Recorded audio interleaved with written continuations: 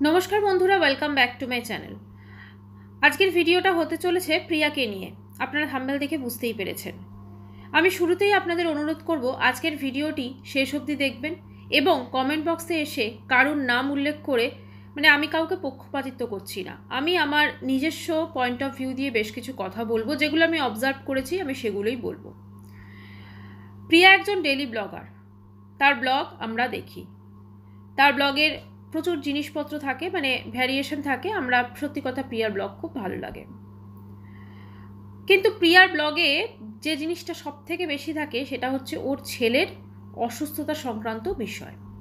এবং শুধু ছেলের বললে ভুল হবে, অনেক সময় ওরও, একটা ভিডিও আমি ওর দেখলাম বেশ কিছুদিন আগেরই বোধহয়। তো ভিডিওটাতে ও হসপিটালের বেডে শুয়ে আছে, ওর মুখে একটা অক্সিজেন মাস্ক পরা,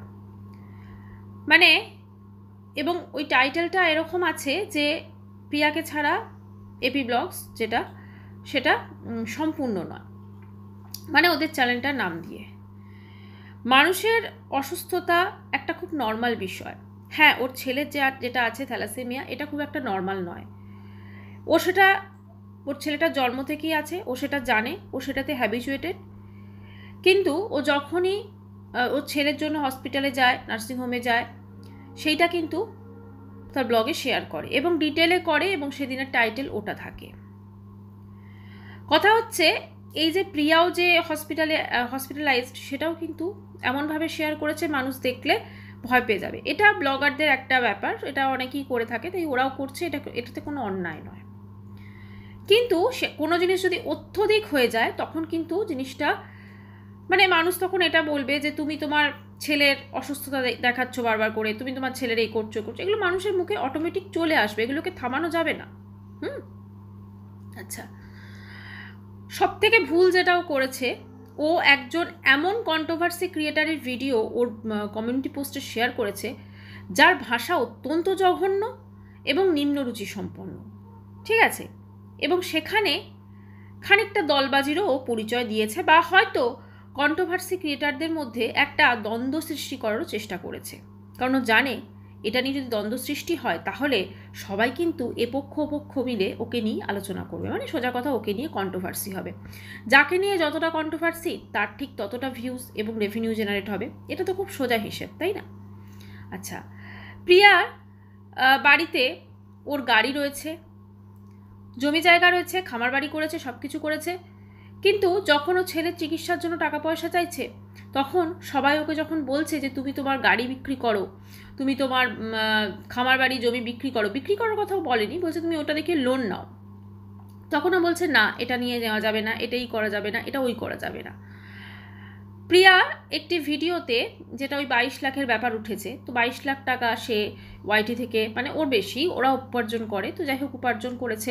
ও জানে ওর ছেলে অসুস্থ, কিন্তু তবুও ও কোনো রকম ছেলের জন্য ইনভেস্ট করেনি, কোনো রকম মেডিকেল ইন্স্যুরেন্স, আমাদের তো অ্যাকচুয়ালি জানায়নি, ভেতরে কি আছে সেটা ওরাই জানে। আজকে এটা বলা উচিত হবে না, প্রিয়ার থেকেও অনেকে এমন অবস্থা আছে, অনেক নিম্নবিত্ত এমন ফ্যামিলি আছে যারা শুধুমাত্র টাকা পয়সার জন্য, এবং আমাদের ওয়াইটিতেই আছে, ছেলের চিকিৎসা করাতে পারছে না, তারা এসে হাত জোর করে ওয়াইটিতে হয়তো প্রার্থনা করছে, কিন্তু তাদের কেউ সাহায্য করে না। কিন্তু প্রিয়াকে মানুষজন করেছে, প্রিয়াকে ভালোবেসে করেছে, ওর ছেলের জন্য করেছে, তাই জন্য প্রিয়ার বেশ অনেকটা টাকাই উঠেছে কিন্তু এখনো অবধি। আচ্ছা, এবার ব্যাপারটা হচ্ছে প্রিয়া বারবার করে একটাই দিচ্ছে, এই অসহায় মায়ের চোখের জলের কি কোনো দাম নেই, কোনো এই নেই, কোনো সেই নেই।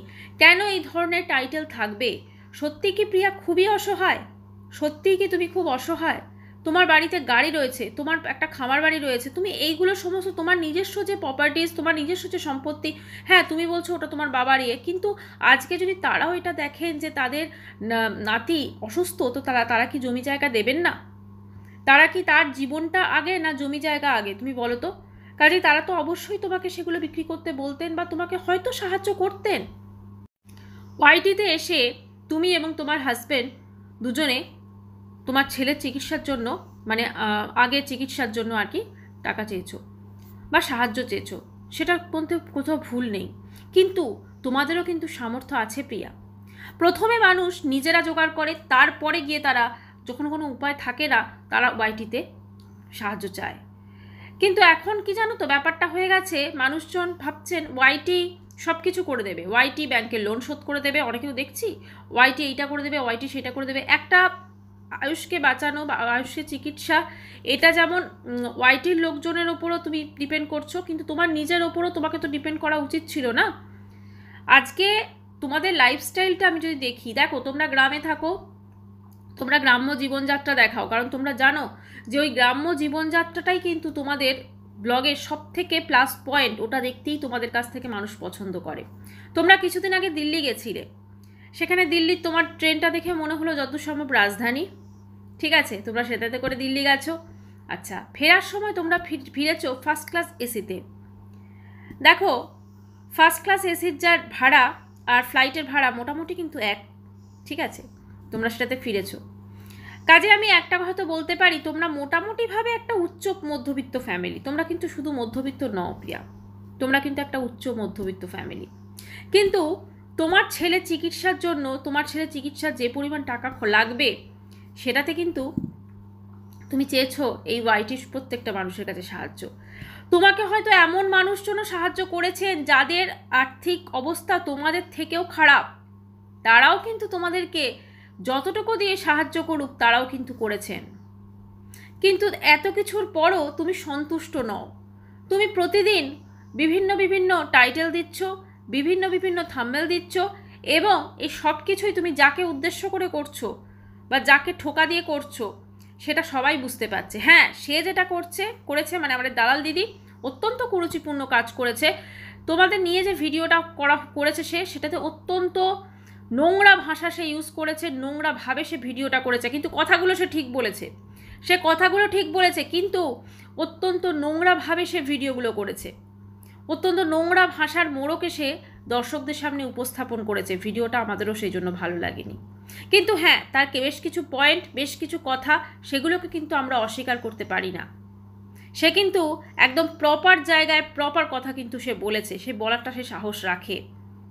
আজকে একজনকেও অসহায় হয়ে ওয়াইটিতে সাহায্য চাইলেই অবশ্যই মানুষজন তাকে সাহায্য করবে, কিন্তু তার যদি নিজের সামর্থ্য থাকে এবং তার নিজেরটুকু, সে নিজের গাড়ি আছে, তারপরে বলছে না গাড়ি আমি বিক্রি করব না বা গাড়ি আমি দেখিয়ে লোন নেবো না, তার খামার বাড়ি আছে, তার জমি জায়গা আছে, তারপরেও কেন তুমি ওই যে তোমার যে জিনিসটা, তুমি যদি আগে ধরো তোমার গাড়ি বিক্রি করতে বা তোমার এগুলো করার পরও যখন তোমার টাকা পয়সা কুলোতো না, তখন তুমি দর্শকদের সামনে সাহায্য চাইতে, প্রত্যেকটা মানুষ তোমাকে আরও বেশি করে সাহায্য করতো। অলরেডি তোমাদের প্রচুর ভালোবাসা প্রচুর মানুষজন দিয়েছেন, যাদের হয়তো তোমাদের থেকেও আর্থিক অবস্থা খারাপ তারাও দিয়েছে। ইনফ্যাক্ট আমিও তোমাকে সাহায্য করেছি, তোমাকে বললে ভুল হবে, আমি তোমার ছেলে চিকিৎসার জন্য আমিও আমার যতটুকু সামর্থ্য আমি দিয়েছি। কিন্তু প্রিয়া, আজকে যত দিন যাচ্ছে না, তোমার এই বিভিন্নভাবে তুমি কন্ট্রোভার্সি যেভাবে ক্রিয়েট করতে চাইছো, বিভিন্ন পয়েন্ট তুলে তুমি যেভাবে কথা বলছো, তাতে লোকে আরও বেশি করে তোমাকে এই কথাগুলো বলার সুযোগ পেয়ে যাচ্ছে। তুমি যদি এইগুলোকে ইগনোর করে জাস্ট কারোর কোনো কথা কোনো ইগনোর করে কারোর ভিডিও তুমি যদি কমিউনিটি পোস্টে না দিতে, কন্ট্রোভার্সি ক্রিয়েটার স্পেশালি, তাহলে কিন্তু মানুষজন তোমাকে নিয়ে এত আলোচনা করতো না। কিন্তু এখন তুমি নিজেই তো এগুলো দিয়ে দিচ্ছ মানুষের সামনে। আচ্ছা, তুমি আরেকটা কথা বললে কি, কেউ যদি কানটা টেনে ছিঁড়ে চলে যায়, আমি কানের পিছনে দৌড়বো না, আমি দেখবো কানটা আছে কি না। এই কথাটা তো তোমার ক্ষেত্রেও প্রযোজ্য প্রিয়া। আজকে তুমি যখন অন্যকে কিছু বলবে, সেটা তোমার ক্ষেত্রেও কিন্তু নিজেকে সব থেকে আগে প্রযোজ্য হতে হবে। আজকে যারা তোমাকে সাহায্য করেছে, দেখো প্রত্যেকটা মানুষই যখন টাকা পয়সা উপার্জন করে না, যথেষ্ট কষ্টের সহিত করে। কিছু মনে করো না, তোমাদের লাইফ অনেক বেশি আমি তো বলবো, হ্যাঁ তোমরা গ্রামে থাকো, কিন্তু তোমাদের লাইফটা না অনেক বেশি আরামের প্রিয়া। কিন্তু যারা রেগুলার বাসে ট্রেনে এই ভিড়ের মধ্যে অফিস কাছারি বা আরও নিজের কর্মস্থলে যাচ্ছে, তাদের জীবনটা না অনেক বেশি কষ্টকর। বিশ্বাস করো, ওই ভিড় ট্রেনে, ট্রেনটা যখন আসে তখন ভিড়, সেই ট্রেনে সে উঠতে পারবে কি না সেটা সে তার অভ্যেস হয়ে যায় ধীরে ধীরে, কিন্তু তাকে সেটা উপার্জন করতেই হয়। আজ কিন্তু ঈশ্বর দেখো তোমাদেরকে সেই জিনিসটা দিয়েছেন, তোমরা কিন্তু তোমাদের জীবনযাত্রা কিন্তু এতটা কষ্টের নয় প্রিয়া। আজকে যারা শহরাঞ্চলে থাকে না, তাদের রোজকার এই ট্রেন বলো বাস বলো এভাবে যাতায়াত করা, সেটা রোদ বৃষ্টি ঝড় এগুলোকে সমস্ত উপেক্ষা করা, কখনো কখনো রাস্তায় জ্যাম, কখনো কখনো কারণ রোজই তো জ্যাম হয়, জ্যাম, তারপরে এই আজ এই মিটিং, এই মিছিল, রাস্তা বন্ধ থাকবে, এগুলো প্রচুর প্রচুর। একটা মানুষ সকাল 8টায় বেরোয় বাড়ি থেকে, তারপরে সে বাড়ি ঢুকতে ঢুকতে 9:30 10টা হয়ে যায়, এমনও ফ্যামিলি আছে। তারাও হয়তো তাদের সেই উপার্জনে, কষ্টের উপার্জনের টাকাটা থেকে কিছু অংশ তোমাদেরকে দিয়েছে, তোমাদেরকে সাহায্য করেছে। কে বলল তুমি অসহায়, তুমি দুঃখী? আজকে যখন তুমি নিজেকে অসহায় মনে করছো না, তোমার থেকেও আরও অনেক অসহায় আছে, যাদের হয়তো তোমার এইটুকু মানে এই যে তোমার ধরো তোমাকে সবাই সাহায্য করেছে, তোমার এই যে একটা ব্যাপার, অনেকের তো সেটাও নেই প্রিয়া, কিন্তু তবু তারা কিন্তু অসহায় দুঃখী নয়। তুমি ওয়াইটিতে এসে তোমার ছেলের জন্য সাহায্য চেয়েছো, সেটা কোনো অন্যায় নয়, কিন্তু তুমি তারপরে পরবর্তীকালে যে জিনিসগুলো করছো সেই জন্য মানুষজন কিন্তু বলতে বাধ্য হচ্ছে। আজকের ভিডিওটা আমার কোনোভাবেই কাউকে আঘাত দেওয়ার উদ্দেশ্যে ছিল না, জাস্ট কিছু সত্যি কথা সেটা মনে হলো যে বলাটা খুব প্রয়োজন, কারণ এই জিনিসটা নিয়ে এত বাড়াবাড়ি হচ্ছে, যেটা সত্যি কথা এগুলো দেখে আর মুখ বন্ধ করে থাকা যাচ্ছে না। সবাই খুব ভালো থাকবেন, দেখা করছি নেক্সট ভিডিওর সাথে। চ্যানেলটি ভালো লাগলে সাবস্ক্রাইব করার অনুরোধ রইল। বাই।